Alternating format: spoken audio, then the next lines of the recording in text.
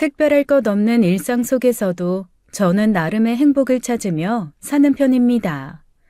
크게 잘 살지도 지나치게 못 살지도 않는 평범한 삶이 저에게는 물길에 닿아 모난 곳 없는 둥근 돌처럼 평온하죠.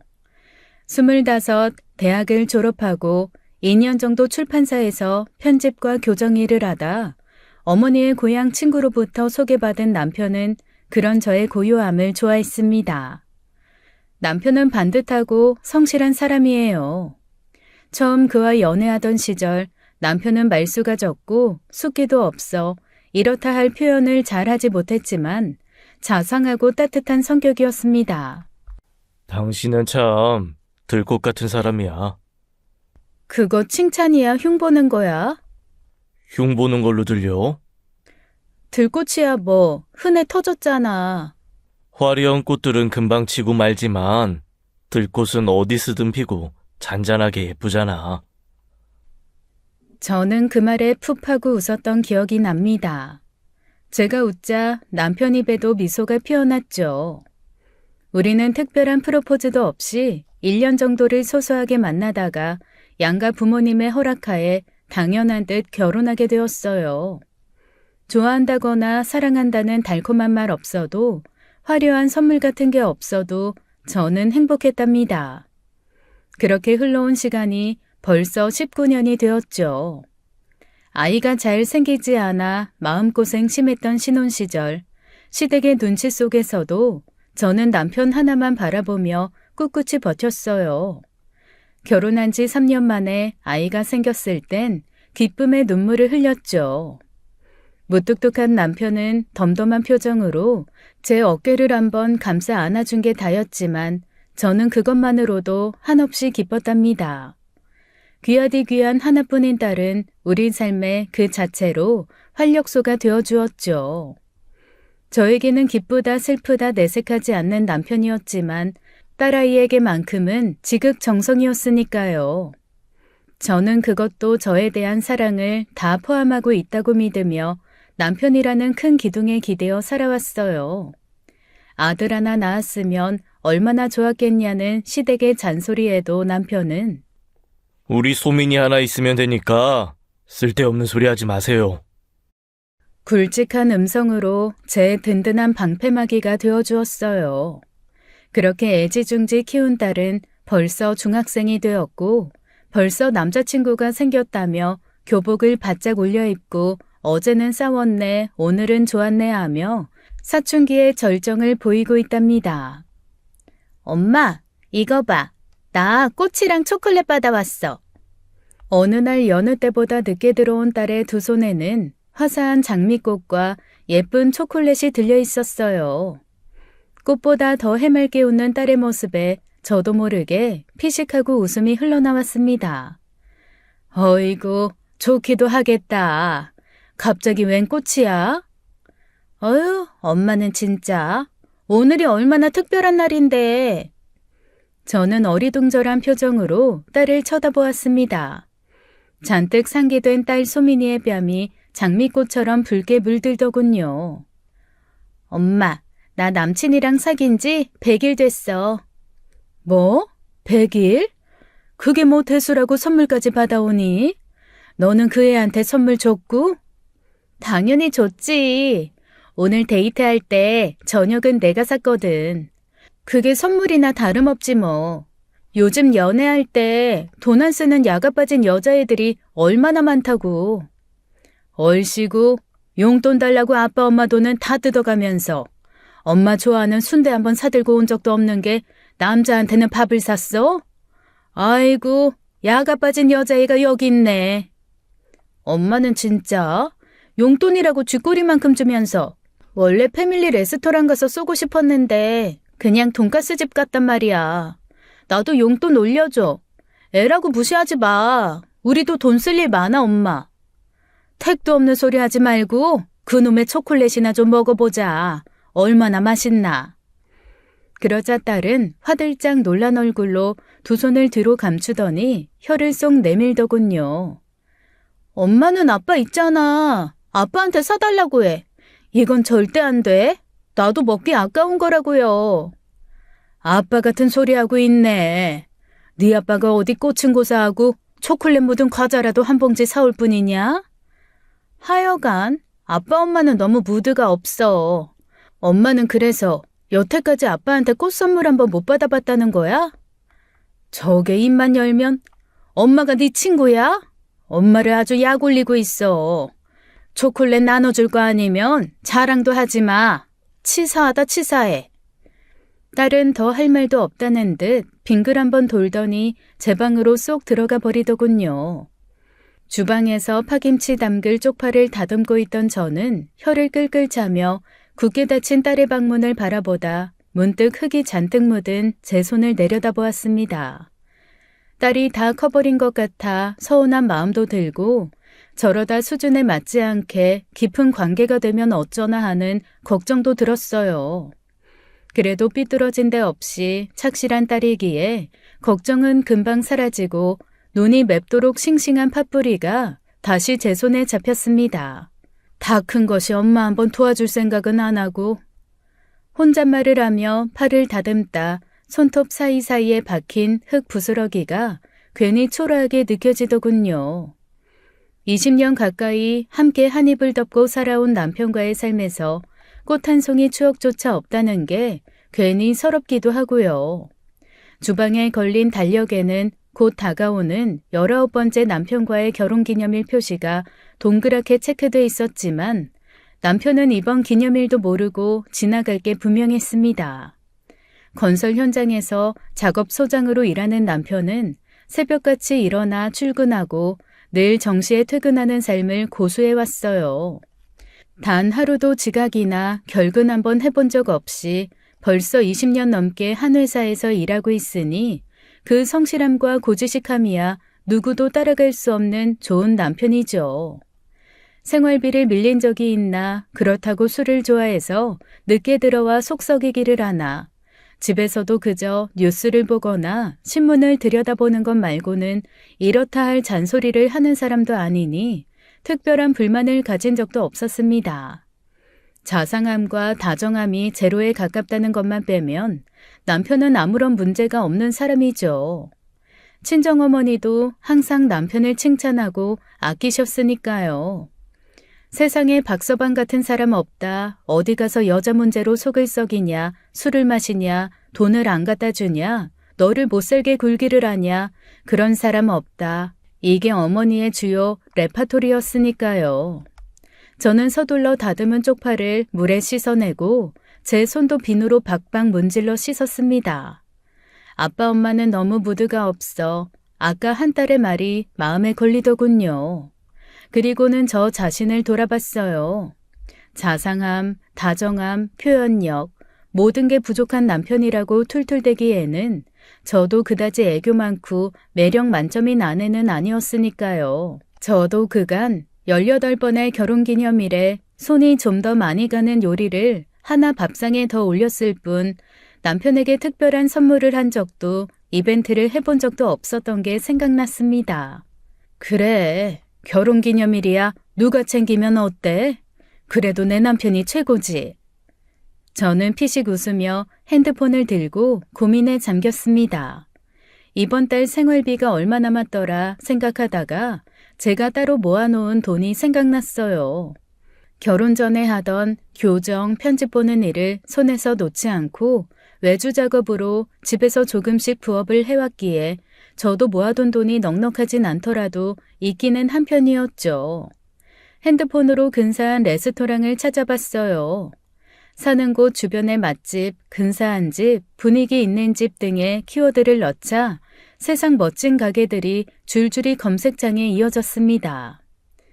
그깟 돈이 뭐라고, 그동안 이런 데 한번 안 가보고 뭘 했어?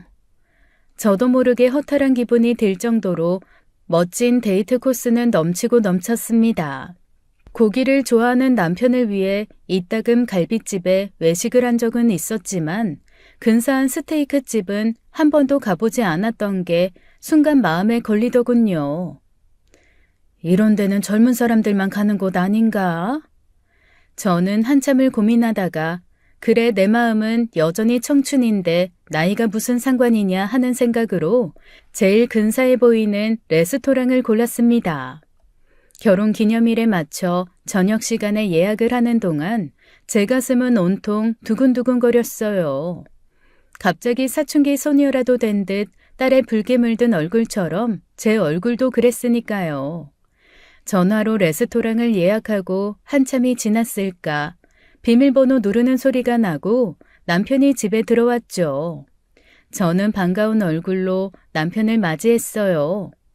남편은 꽤 지친 표정이었지만 제 반짝이는 두 눈을 마주치더니 슬쩍 표정이 누그러지더군요. 다녀왔어. 밥 줘. 마누라 얼굴 보고 한다는 소리가 맨날 나왔어, 밥 줘야? 누가 보면 내가 무슨 한밭집 주인인 줄 알겠어. 남편은 피식 웃더니 아무런 대꾸도 하지 않고 딸방으로 향하더군요. 소민아, 아빠 왔다.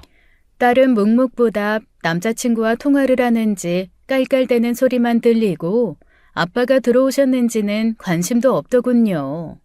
야, 박소민, 넌 아빠가 오셨는데 나와보지도 않아? 버르장머리 없는 게 진짜? 아, 됐어. 애한테 소리 지르지 말어. 사춘기라 그런가 보지. 씻고 나올 테니 밥이나 줘. 어휴, 저놈의 지극정성 딸바보. 저는 속으로 투덜대면서도 배고픈 남편을 위해 서둘러 밥상을 차렸답니다. 하루 종일 공사 현장에서 진두지휘하느라 고단했을 남편이 샤워를 마치고 식탁에 앉더군요. 저는 저녁을 일찍 먹고 집안일을 마친 뒤 남편을 맞는 편이어서 배가 고프지 않았지만 맞은편 의자에 앉았습니다. 남편은 별일이라는 듯 제 얼굴을 쓱 쳐다보더니 말없이 밥을 먹기 시작했어요. 보통은 드라마를 보거나 못다한 교정일을 한다고 늘 혼자 밥 먹게 했던 게 순간 미안한 마음까지 들더군요. 남편이 어느 정도 배를 채웠을 때쯤 저는 기회는 이때다 하고 입을 열었어요. 3월 30일이 무슨 날인지 알아? 남편은 달력을 쓱 쳐다보더니 선명하게 그려진 동그라미에 고개를 잠시 갸웃하더군요. 그러면 그렇지 혹시나가 역시나구나 실망스런 마음이 들었지만 이왕 기분 내기로 한 거 저는 밝은 얼굴로 힘주어 말했어요. 그날이 우리 결혼기념일이야. 당신도 참 한결같은 남자다. 어쩜 19번째 기념일도 여느 때처럼 까먹어? 우리 결혼한 날이라고, 결혼한 날. 우리가 뭐 언제 그런 걸 챙기고 살았다고 그래. 늘상 보는데 하루하루가 다 좋은 날이지. 특별할 게 뭐가 있어. 소민이는 남자친구랑 100일 만났답시고 초콜릿이랑 꽃다발 받아왔더라고. 어린애들도 서로 좋다고 없는 용돈 털어서 서로 챙겨주는데 아니 우리가 돈이 없어 시간이 없어. 좀 우리도 분위기 좀 내고 살면 안 돼? 뭐 분위기가 밥 먹여줘. 제가 순간 토라진 표정을 하자 남편은 슬쩍 눈치를 보더니 헛기침을 하더군요. 미안하긴 미안한 모양이네 하며 저는 남편에게 말했어요. 그날 절대로 잊지 마. 내가 문자로 장소 보내놓을 테니까 그날 퇴근하고 무조건 거기로 와. 알았지? 참, 이 사람. 아유, 안 하던 짓을 하고 그래. 알았어. 그렇게 3일이 흐르고 3월 30일이 되던 날 남편은 2시간이 지나도록 약속 장소에 나타나지 않았고 제 전화도 받지 않았습니다. 딸 소민이는 학원이 늦게 끝나는 날이라 아빠의 행방을 모른다고 했고 저는 처음엔 화가 나다가 끝내 걱정에 걱정이 꼬리를 물어 레스토랑이 마지막 주문을 받는 시간이 된 순간 자리를 박차고 일어났어요. 집으로 단박에 달려간 저는 순간 제 눈을 의심할 뻔했습니다. 남편은 굳은 얼굴로 저를 보며 젓가락을 탁 하고 내려놓았습니다. 대충 끓인 라면을 앞에 두고 말이죠. 그 옆에는 아주 떡하니 오늘 일하고 온 서류가 어지럽게 펼쳐져 있었어요. 당신 도대체 어딜 갔다 지금 오는 거야? 저는 끓어오르는 분노를 애써 참으려 했지만 설움이 북받쳐 어깨가 떨리더군요. 지금 장난해? 내가 오늘 사거리 앞 레스토랑에 꼭 시간 맞춰 오라고 했잖아. 오늘이 우리 19번째 결혼기념일인데 그걸 잊어버려? 지금 라면이 목구멍으로 넘어가? 순간 남편은 멍한 얼굴로 저를 쳐다보더니 달력을 한번 봤다가 다시 저를 쳐다보기를 반복했어요. 남편은 한참을 멍청이처럼 말이 없다가 뒤통수를 벅벅 긁으며 사과하더군요. 미안해, 여보. 내가 너무 바빠서 그만. 바쁘다고 하면 다야? 아무리 바빠도 잊을 게 따로 있지. 저는 그대로 안방으로 들어가 문을 쾅 닫아버렸습니다. 그날 우리는 19년 만에 처음으로 한 이불을 덮지 않았어요. 외면당한 남편은 면목이 없는지 거실 소파에서 등을 구부린 채 잠들었고 저는 그날 밤새도록 한숨도 붙이지 못하고 잠을 뒤척여야만 했답니다. 그렇게 한 달이 흐르는 동안 우리는 아무 일 없다는 듯 다시 평소로 되돌아갔어요. 남편은 그날 일이 미안했는지 늘 제 눈치를 보는 듯 했고 저는 한 일주일간은 냉담한 태도로 있다가 제풀에 지쳐 그 일을 잊기로 했죠.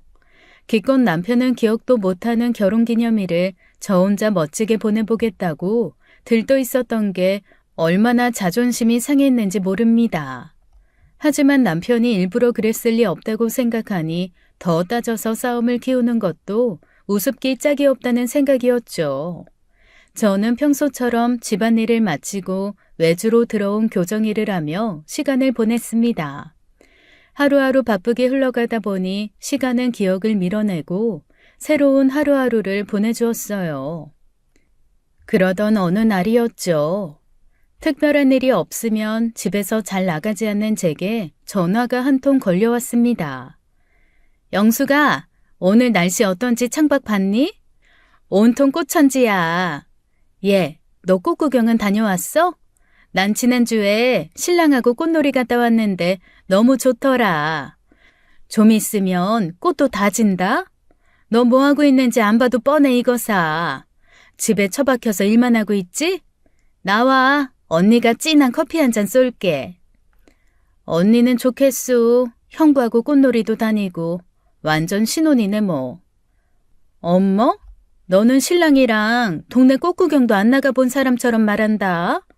설마 그건 아니지? 말하자면 길어 언니. 알았어요. 나갈게. 진짜 진한 커피 사줘야 돼. 근사한 카페면 더 좋고. 걱정하지 말고 얼른 나와 이거 사.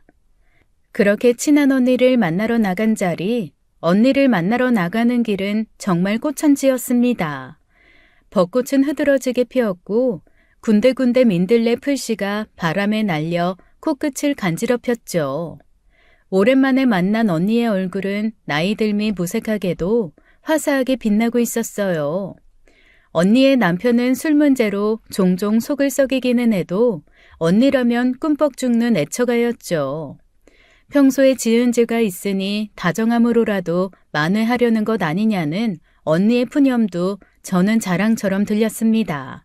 남을 부러워하는 것만큼 스스로를 초라하게 만드는 게 있을까 싶지만 솔직히 부러운 건 부러운 거니까요.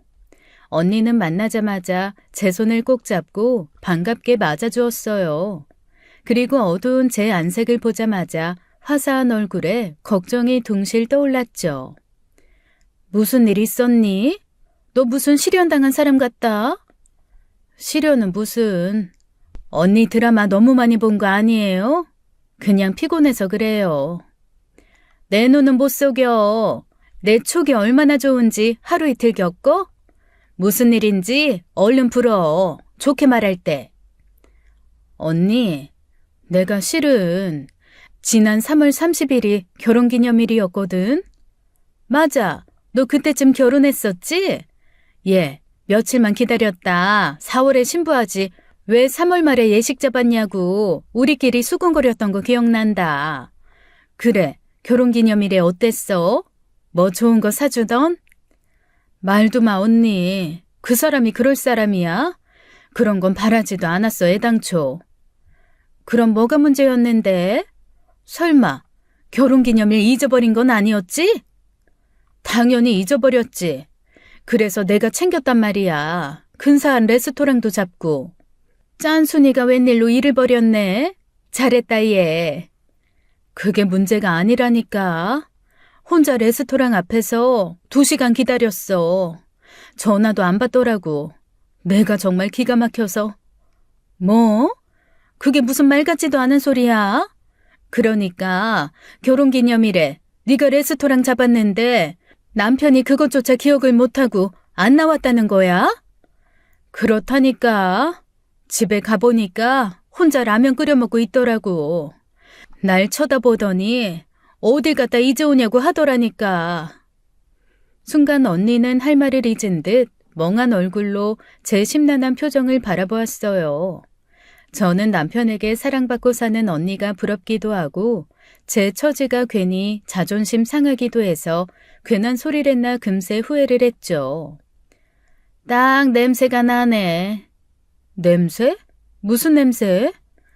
어딘가 정신 팔린 거지. 그걸 잊어버리는 게 말이 된다고 생각하니? 일 때문에 정신없이 바빠서 잊어버렸대. 내가 무슨 말을 해? 무슨 뚱딴지 같은 소리야.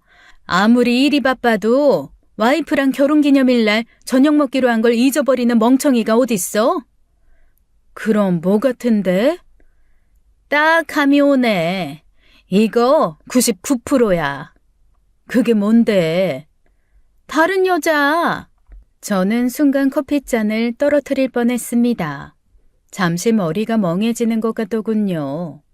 하지만 이내 제정신으로 돌아온 저는 언니에게 손사래를 치며 말했습니다. 절대 그럴 사람 아니야, 언니. 정말 아니라니까. 너 내 촉으로 남편 바람 잡은 애가 한둘이 아니야. 내 감은 못 속인다고. 그렇게 분위기고 무드고 없는 사람이 무슨 여자야, 여자는. 나는 그런 건 남편 믿어, 언니. 믿는 도끼에 발등 찍히고 병원 실려가지 말고 언니 말 똑똑히 들어. 남편 요즘 들어 이상한 거 없어? 글쎄. 핸드폰은 얼마나 자주 봐? 저는 언니의 말을 듣고 한참 남편의 지난 행동을 생각했습니다. 집에 오면 핸드폰은 거의 던져두고 신경도 쓰지 않는 사람인데 요즘 들어 핸드폰을 종종 들여다보던 게 떠올랐어요. 그러게. 핸드폰은 예전보다 더 신경 쓰는 것 같긴 한데 누구한테 연락을 하거나 그런 건 없는 것 같은데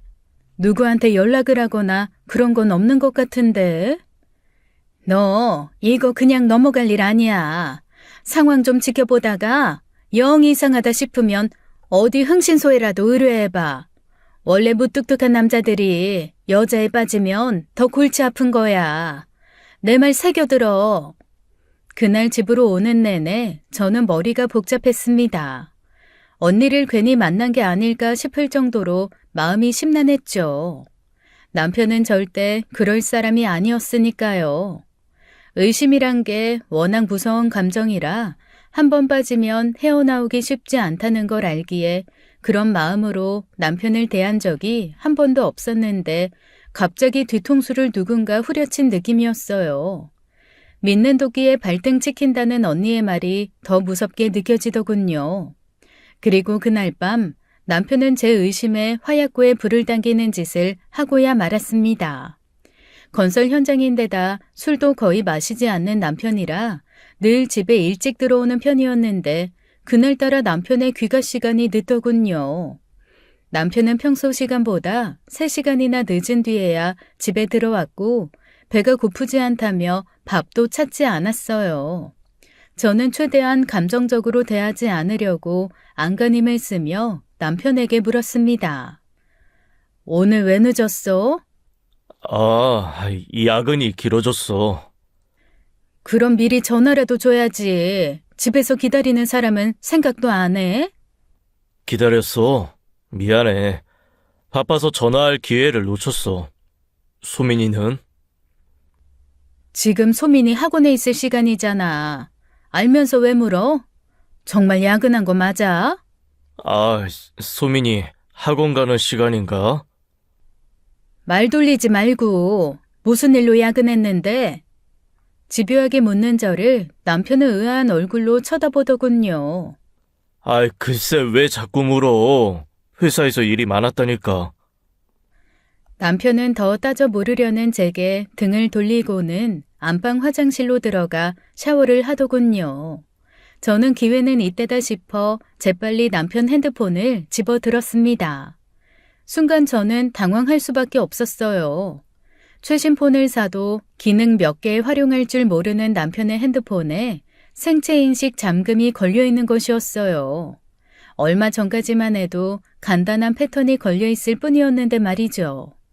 저는 순간 언니의 말이 떠올랐습니다. 믿는 도끼. 제 발등을 찍는 듯 가슴에 뭔가 턱하니 충격이 오더군요. 아니야, 아닐 거야. 그럴 리 없어. 저는 속으로 몇 번이고 생각하며 진정하려고 심호흡을 했습니다. 이번 한 번만 더 믿어보자. 그럴 리 없다. 속으로 생각하고 또 생각했어요. 그러나 저의 예상은 보기 좋게 빗나갔어요. 다음 날도 그 다음 날도 남편은 야근을 핑계로 집에 늦게 들어왔습니다. 물론 전화도 없었고 이렇다 할 변명도 없이 그저 야근 타령이었어요. 가슴이 새카맣게 타들어가고 누군가 뒤에서 머리칼을 움켜쥐는 듯 편두통이 왔습니다. 부들부들 떨리는 손으로 언니에게 전화를 걸었고 언니는 전화번호 하나를 알려줬어요. 흥신소라뇨. 제가 그런 곳에 전화를 걸게 될 거라곤 전혀 생각하지 못했던 한평생이 다 무너지는 기분이었습니다. 비용이 좀 들더라도 확실하게 현장 잡아드리니까 너무 염려하지 마시고요. 믿고 맡겨만 주십시오. 네, 잘 부탁드려요. 잘 부탁한다니 뭘 부탁한다는 걸까요? 저는 저 스스로에게 되묻고 또 되물었습니다. 만에 하나 정말 여자가 생긴 거라면 그땐 어떻게 할 것인가? 다행히도 흥신소에서는 남편이 평범하게 야근을 하고 집으로 간 게 맞다는 답변을 해주었습니다. 가슴을 쓸어내리며 이제 그만 미행해도 된다고 말하려는 순간 그게 사모님, 저희가 미행하는 걸 눈치채고 정말 야근하는 것처럼 회사에서 버틴 건지도 모릅니다. 딱 3일만 더 시간을 주시죠. 방심하게 만들었다가 현장을 잡는 게 더 확실할 것 같습니다. 저는 흥신소 직원의 말에 동의했고 그렇게 3일을 더 연장한 끝에 저는 인생에서 가장 큰 위기에 봉착하고 말았습니다. 남편분이 저희를 따돌리려고 부단히 애를 쓰시더군요. 동선을 얼마나 자주 바꾸는지 저희도 놓칠 뻔했습니다. 종종 이런 경우가 많이 있거든요. 남편분은 정시 퇴근 후 버스를 타고 지하철로 바꿔 타신 후 3번이나 다른 정거장에서 내려 전철을 갈아탔습니다. 이곳저곳 돌아다니며 정신없이 저희를 따돌리려고 하셨던 것 같습니다. 아쉽게도 내연녀로 추정되는 분을 만나는 현장은 잡지 못했습니다만 보통 자신이 미행당한다는 사실을 눈치챈 남자분들이 자주 쓰는 수법이에요. 전화를 끊고 30분쯤 지났을까 남편이 귀가하더군요. 저는 물었죠. 오늘도 야근했어? 그날 저는 살면서 2번째로 남편과 따로 잤습니다. 이번에는 제가 거실에서 잠을 청했죠. 그런 제게 남편은 눈길조차 주지 않더군요. 다음 날 저는 울면서 친정 어머니께 전화를 걸었지만 되돌아오는 건 엄마의 잔소리뿐이었어요. 박서방이 그럴 사람이냐? 가족밖에 모르는 사람인데 평생을 식구만 쳐다보고 살았던 사람한테 네가 흥신소 직원이나 붙이고 의심하고 미행하고 박서방이 알면 어떻게 생각하겠냐. 제발 정신 차려라. 일이 너무 힘드니 혼자만의 시간을 갖고 싶었던 게야. 여자랑 만나는 걸 직접 본 것도 아니라면서. 엄마 말 들어라. 엄한 사람 들볶지 말고. 친정엄마마저 제 편을 들어주지 않는 것이 서운했지만 저는 흥신소 직원의 말보다 친정어머니의 말씀을 믿고 싶었습니다. 진심으로 그 모든 게 다 거짓이고 남편의 외도가 맞다고 하더라도 속는 기분으로라도 저는 믿고 싶었어요. 그 일이 일어나기 전까지는 말입니다. 1년이라는 시간이 흘러가는 동안 우리 부부는 서로 이전보다 더 말이 없어졌어요. 자상하고 다정하지 않아도 서로를 믿고 의지하며 살아왔다고 자부했던 제 삶은 남편의 이상한 행동들로 인해 하나하나 무너져가는 기분이었습니다. 남편은 분명 방황하고 있었어요. 저는 남편의 늦은 귀가에 더 이상 야근했느냐는 물음을 던지지 않았고 남편은 굳이 핑계대지 않았습니다. 흥신소에 더 의뢰조차 하지 않았어요. 그 진실이 무엇이든 판도라의 상자를 열어버리는 짓만큼은 스스로 하고 싶지 않았기 때문이었죠. 차라리 영영 속으며 살아가고 싶었습니다. 회피하고 싶고 외면하고 싶었어요. 그날 그 전화가 걸려오기 전까지 말입니다. 김영숙 씨 되시죠? 네, 제가 김영숙인데요. 박문규 씨 배우자분 되십니까? 네, 그런데요. 지금 바로 좀 와주셔야 될 것 같습니다. 무슨 일 때문에 그러시죠? 우리 남편한테 무슨 일이라도 생겼나요? 오셔서 직접 말씀 나누시는 게 좋을 것 같습니다. 저는 부들부들 떨리는 손으로 대충 소지품을 챙기고 단박에 경찰서로 향했습니다. 남편이 무슨 험한 꼴을 당한 건 아닐까, 아니면 사고라도 친 걸까, 머릿속이 하얗게 되더군요. 평생 착하게 살아온 내 남편이 나를 외면하고 내내 방황하더니 결국엔 경찰서까지 가고야 마는구나 하는 생각에 그나마 지탱하고 있던 가슴의 기둥 하나가 와르르 무너지는 기분이었어요. 그렇게 미친 사람처럼 달려간 경찰서에서 저는 남편의 모습을 보고 땅에 주저앉고 말았습니다.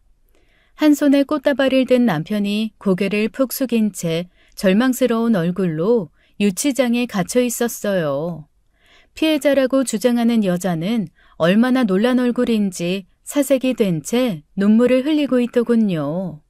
저는 이 모든 상황이 도저히 믿겨지지 않아 부축해주는 경찰관의 도움으로 겨우 주저앉은 자리에서 일어설 수 있었습니다. 성추행이라고요? 우리 남편이 성추행을 했단 말이에요? 네, 우선 피해자분이 성추행이라고 주장하는데 이게 스토킹 범죄일 수도 있어서 조사 중이었어요. 그런데 남편분께서 아무런 진술도 하지 못하고 아내를 불러달라고만 하셔서. 여보, 이게 어떻게 된 일이야? 저 여자는 누구고 그 꽃은 뭐야? 도대체 무슨 짓을 하고 돌아다니는 거야? 성추행? 스토킹? 여보, 우리 다 큰 딸이 있는 부모야. 도대체 제정신이야?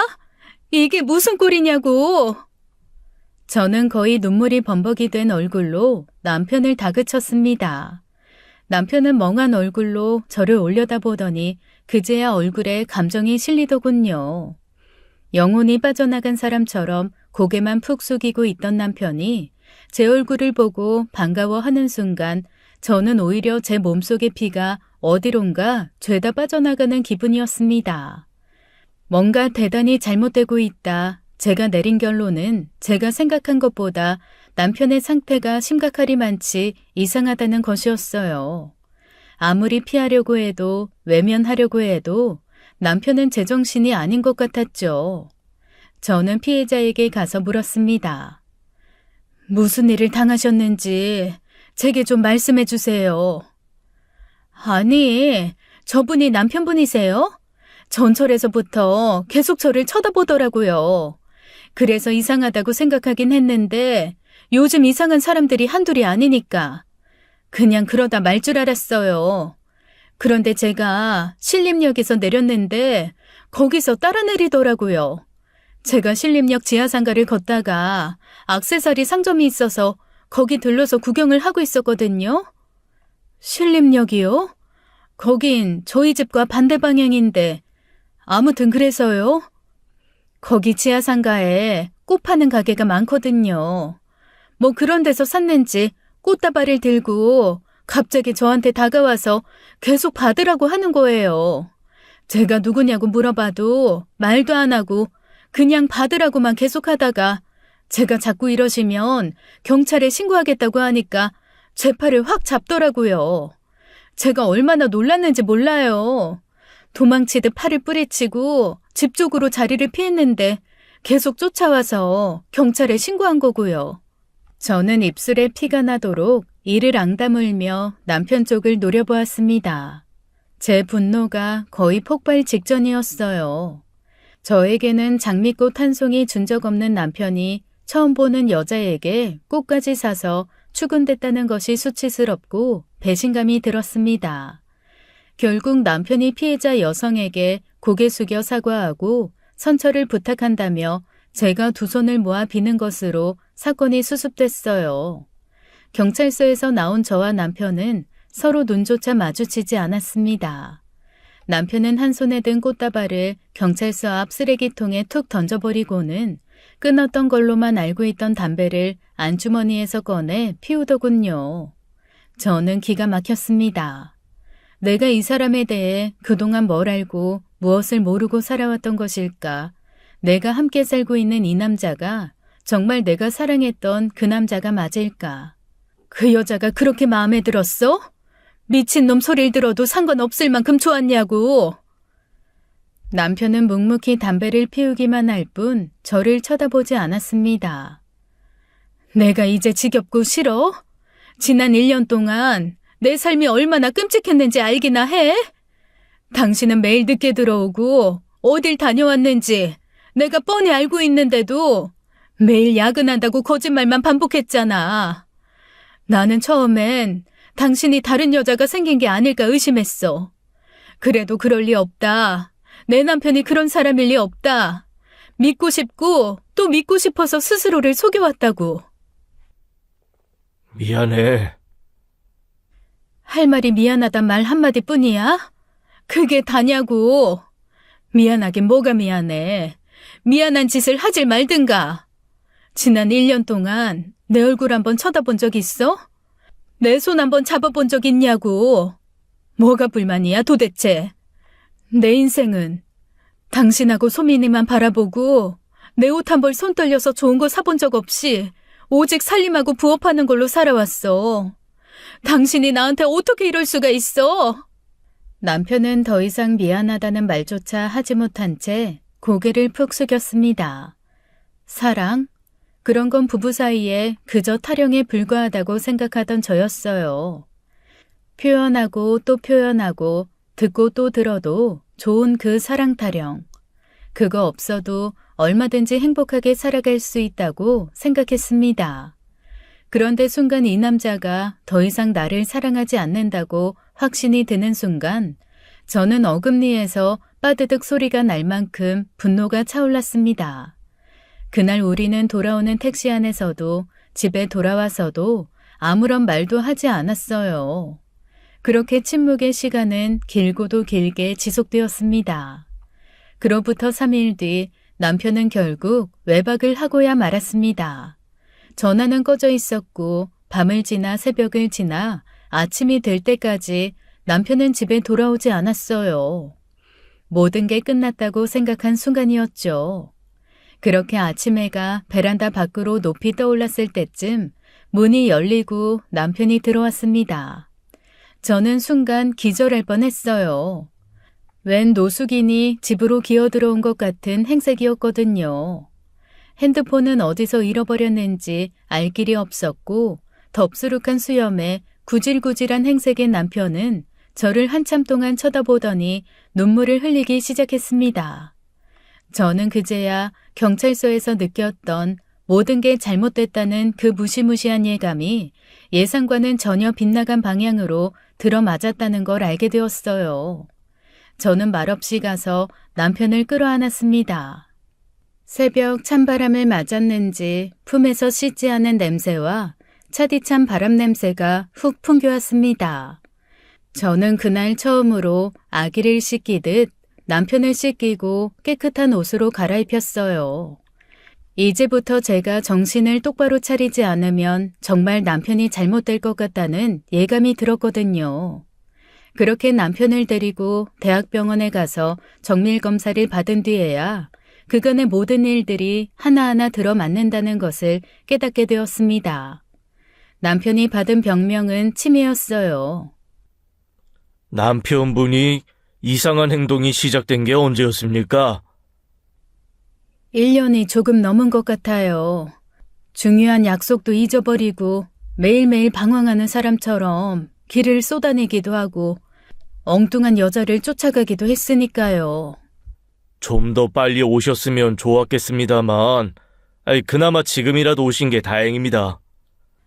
선생님, 제가 어떻게 하면 될까요? 어떻게 하면 남편 병이 나을 수 있나요? 배우자분, 이렇게 말씀드리기 정말 송구하지만 치매는 나을 수 있는 병이 아닙니다. 악화되는 것을 어떻게든 지연해 볼 수 있는 노력 정도는 할 수 있겠지만 치매는 한번 시작되면 어떤 식으로든 안 좋은 쪽으로 진행됩니다. 저는 하늘이 노랗게 변한다는 것이 어떤 의미인지 평생을 통틀어 처음 느꼈습니다. 그날 저는 얼마나 많은 눈물을 흘렸는지 모릅니다. 남편은 망연자실한 얼굴로 그런 제 얼굴을 피할 뿐이었죠. 이제 갓 50이 넘은 한창의 나이에 찾아온 치매.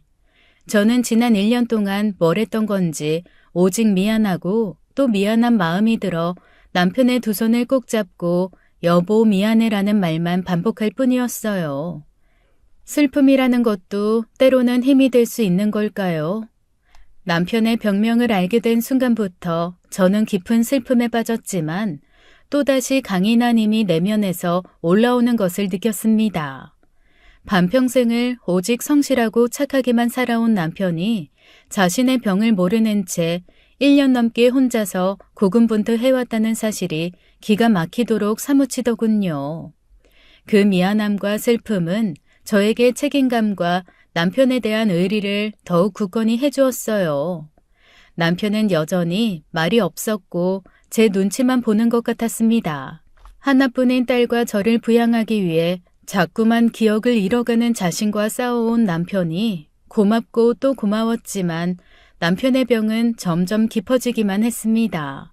비밀번호나 패턴을 자꾸만 잊어버리는 바람에 핸드폰 잠금도 생체 인식으로 했던 일, 19번째 결혼기념일 약속을 잊고 집에서 혼자 라면을 끓여 먹던 일, 나중에 알고 보니 뒷모습이 저와 비슷했다는 그 낯선 여자를 쫓아갔던 일, 집에 돌아오는 길을 잊어 몇 번이고 전철을 갈아타며 길을 헤매던 일, 기어코 집으로 돌아오지 못하고 노숙을 해야 했던 일까지 제가 진작 알았더라면 남편이 그 지경까지 되지 않을 수 있었을까요? 의심하기보다 걱정부터 했더라면 친한 언니의 말, 흥신소 직원의 말보다 남편의 한결같은 마음을 먼저 믿었더라면 이 비극을 조금은 막을 수 있었을까요? 남편이 보이지 않는 곳에서 저는 하염없이 눈물을 흘렸지만 남편이 있는 곳에서는 어떻게든 밝은 얼굴을 보여주려 애썼습니다. 여보, 이제 일 그만두고 집에서 쉬어. 내가 부업하는 양도 늘리고 어디 식당에 가서라도 돈 벌어올 테니까 당신은 이제 치료에만 전념하는 게 좋겠어. 나 아직 일할 수 있어. 사람 바보 취급은 하지 말아줘. 나 어떻게든 극복하고 당신하고 소민이 책임질 거야. 그러니까 그렇게 안쓰러운 눈으로 날 쳐다보지 마. 조금은 냉정한 표정으로 냉담하게 말하는 남편이 야속했지만 최선을 다해 가장의 책임을 다하려는 남편의 가슴에서는 피눈물이 나더군요. 그래도 저는 언제든 남편이 더 이상 일을 할 수 없을 거라는 생각에 교정 보는 부업량을 늘리고 꽤 큰 재수학원에서 학생들에게 점심 식사를 배식하는 아르바이트도 구했습니다. 해보지 않았던 일이라 까짓 거 얼마든지 해낼 수 있겠다는 생각과는 달리 일은 쉽지 않더군요. 식판에 순서대로 반찬을 담아 내놓는 일, 점심시간이 끝난 뒤 뒷정리를 하는 일 등 신경 쓰고 힘까지 써야 하는 일을 하다 보니 허리도 아프고 어깨도 빠질 것만 같았습니다. 사소한 실수에도 지적을 하는 영양사의 잔소리도 정신적으로 피곤했죠. 그래도 괜찮았어요. 이렇게 힘들게 일해도 돈 벌기가 쉽지 않은데 지난 수십 년간 하루도 거르지 않고 직장일을 해온 남편이 존경스럽게 느껴지기까지 했습니다. 문제는 다른 곳에서 벌어지기 시작했어요. 남편의 태도가 완전히 달라지기 시작한 것이죠. 지난 1년간은 저에게 아무런 말도 걸지 않았던 사람이 갑자기 말이 많아진 거였어요. 당신은 집안일을 어떻게 하는 거야? 왜 맨날 쓰던 물건을 제자리에 갖다 놓지 않는 거냐고. 내가 오늘 손톱깎이 하나 찾는데 얼마나 시간이 오래 걸렸는지 알아? 미안해. 내가 제자리에 둔다고 했는데. 안 그래도 머리 복잡해 죽겠는데 내가 이런 것까지 잔소리해야 돼? 화 풀어. 아마 소민이가 그랬을 수도 있어. 걔가 워낙 덤벙대잖아. 애 핑계 대지 마. 짜증나니까. 저는 놀란 얼굴로 남편을 쳐다보았습니다. 내가 알던 예전의 남편이 아니었어요. 심술 긋고 짜증 섞인 남편의 얼굴은 잔뜩 인상 쓴 표정이었죠. 어느 날은 평소와 다를 바 없이 똑같은 음식을 차려주었는데도 밥숟가락을 집어 던지더군요. 당신 일부러 그러는 거야? 이렇게 간을 짜게 하면 이게 반찬이야? 소금 덩어리지? 한 번도 반찬 투정은커녕 제 음식에 아무런 불만이 없던 남편이었어요. 그런데 음식간을 가지고 화를 내는 것이었습니다. 어느 날은 TV 가장자리며 가전 사이사이에 묻은 먼지를 손가락으로 털어내며 소리를 지르기도 했어요. 이게 돼지 우리지 사람 사는 집이야? 당신은 집에서 하는 일이 도대체 뭐야? 뭐 하나 제대로 하는 게 있어? 여보, 나도 요즘 알바 하나 더 하면서 교정일 보면서 집안일 하기가 힘들어서 집 청소가 조금 소홀했나 봐. 화내지 좀 마라. 내가 지금 화가 안 나게 생겼어? 이 먼지 누구 목구멍으로 다 들어가? 누구 입으로 들어가냐고? 저는 망연자실한 얼굴로 남편의 일그러진 얼굴을 쳐다보았어요. 서름이 북받치고 남편에게 서운하기가 이를 데 없더군요. 저는 하루하루 지쳐가기 시작했습니다. 화장실 청소라는 건 도대체 하긴 하는 거야? 배수구에 머리카락만 봐도 속이 뒤집어진다고. 나가서 돈 좀 번다고 유세 떠는 거야? 저 따위 더러운 화장실에서 씻을 마음이 들어? 저도 참다 못해 소리치고 말했어요. 집안일은 몽땅 다 내 몫이야? 나도 나가서 일하느라 바빴다고 하잖아. 그리고 그깟 머리카락 당신이 좀 치우면 그만이지. 나한테 이렇게까지 화낼 일이야? 화낼 일이냐고. 참았던 서름이 폭발하자 저도 모르게 눈물이 흘러내렸습니다. 1년 넘게 남편의 병을 몰랐던 것이 미안해 최대한 남편의 비위를 맞추려 애썼건만 돌아오는 건 오직 비난과 화뿐이었으니까요. 그래, 당신이 기어이 나를 아주 무시하는구나. 돈 좀 벌기 시작하니까 내가 우습지? 날 남편이라고 생각하는 거야? 그렇게 우스운데 왜 같이 살아? 병든 새끼 불쌍한 마음 들어서 데리고는 살아야겠고 억울하다 생각 드니까 무시하고 싶고 그런 거지? 내가 당신 속을 모를 것 같아? 저는 정말 가슴이 불에 타 녹아내리는 듯 뜨겁게 가슴이 아팠습니다. 살면서 남편에게 말로 받을 상처를 한 번에 다 받는 듯 고통스러웠어요. 친정 어머니도 시부모님도 저에게 이틀에 한 번씩 전화를 걸어 남편의 동향을 살피며 은연중에 이혼을 권유하기 시작했습니다. 박서방이 안쓰럽지만 난 내 딸이 더 중요하다. 그냥 박서방 시댁에 책임지라고 하고 갈라서 매일 널 그렇게 구박한다며. 자기 병수발 다 들어주고 한 푼이라도 더 벌어보려는 마누라한테 그게 할 짓이냐? 그만 이혼해라.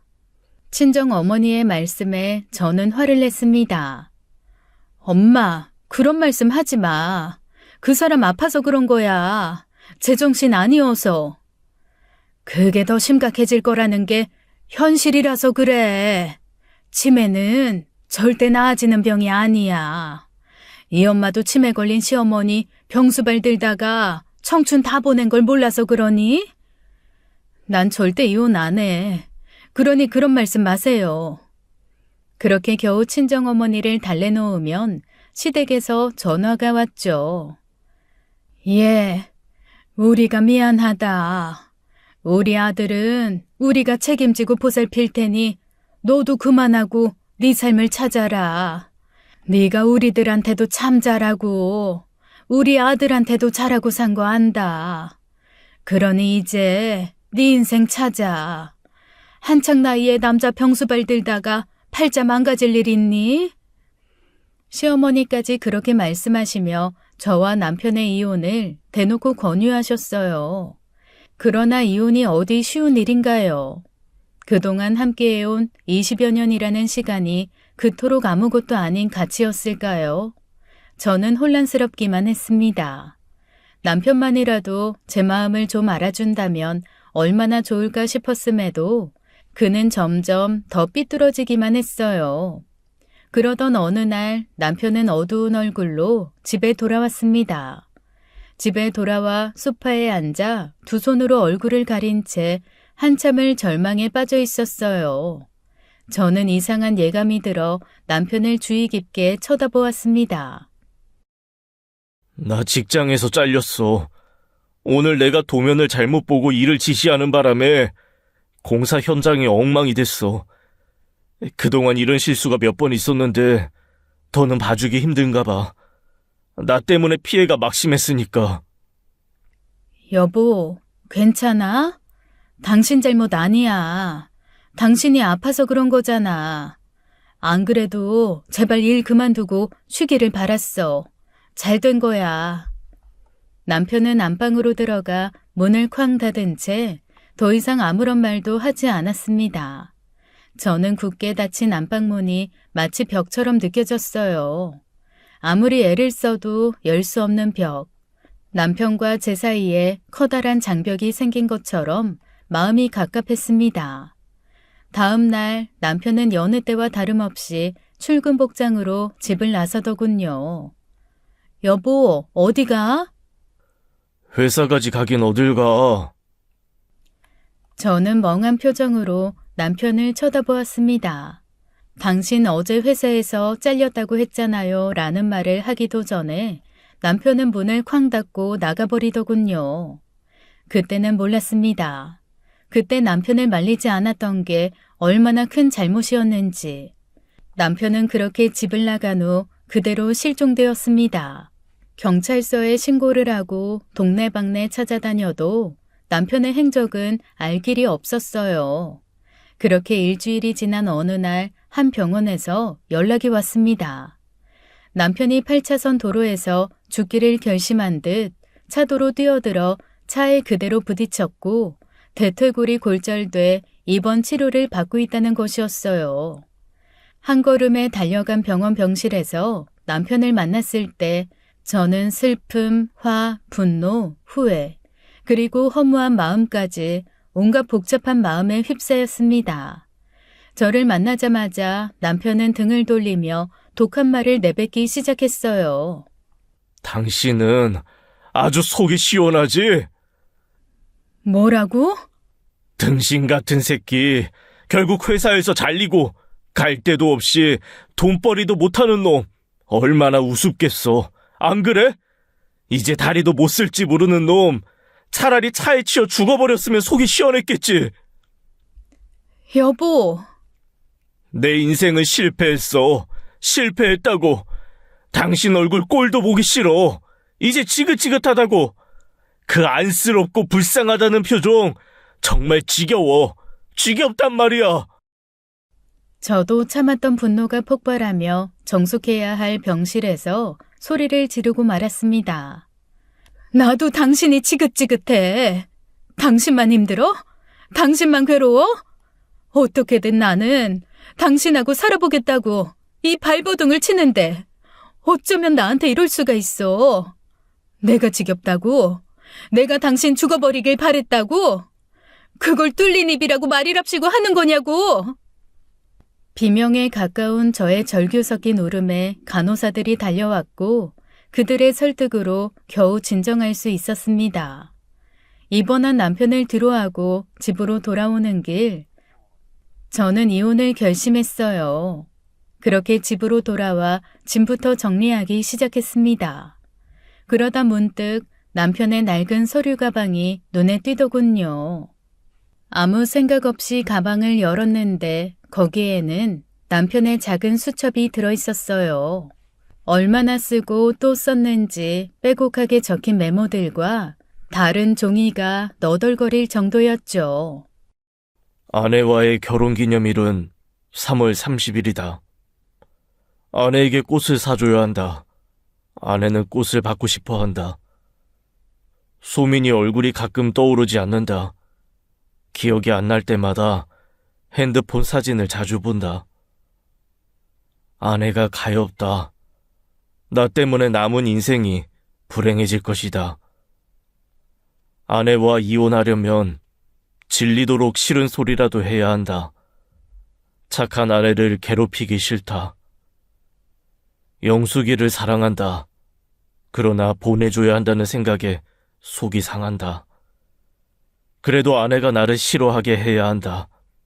내 아내, 영원히 잊어버리고 싶지 않은 내 아내, 내 들꽃 같은 사람, 그 사람을 이제는 정말 보내야 한다. 저는 피를 토하는 심정으로 남편의 빼곡한 메모를 읽으며 통곡했습니다. 진심으로 저를 사랑해온 남편의 마음, 그리고 저와 이혼하기 위해 했던 남편의 수많은 거짓된 독설이 제 폐부를 찌르듯 가슴 아프게 박혀왔어요. 저는 그 길로 다시 병원으로 돌아가 등을 돌린 채 초라하게 누워있는 남편의 등을 끌어안았습니다. 여보, 당신이 무슨 말, 무슨 짓을 해도 당신을 사랑해. 당신, 나와 소민이만 기억해줘. 다른 건 다 잊어도 상관없어. 약속해줘. 나 보내지 마. 난 당신 없이 살 수 없는 사람이야. 저의 진심 어린 눈물에 남편도 천천히 등을 돌려 저를 바라보았습니다. 눈에서는 쉴 새 없이 눈물이 흘러내리고 있었죠. 이후로 남편은 하루에도 몇 번씩 아무것도 기억하지 못하는 블랙아웃에 빠지기도 하고 위험한 순간을 겪기도 합니다. 그러나 저와 소민이만큼은 또렷이 기억하고 있어요. 저는 여전히 그에게 들꽃처럼 잔잔하고 아름다운 여자로 남아 있습니다.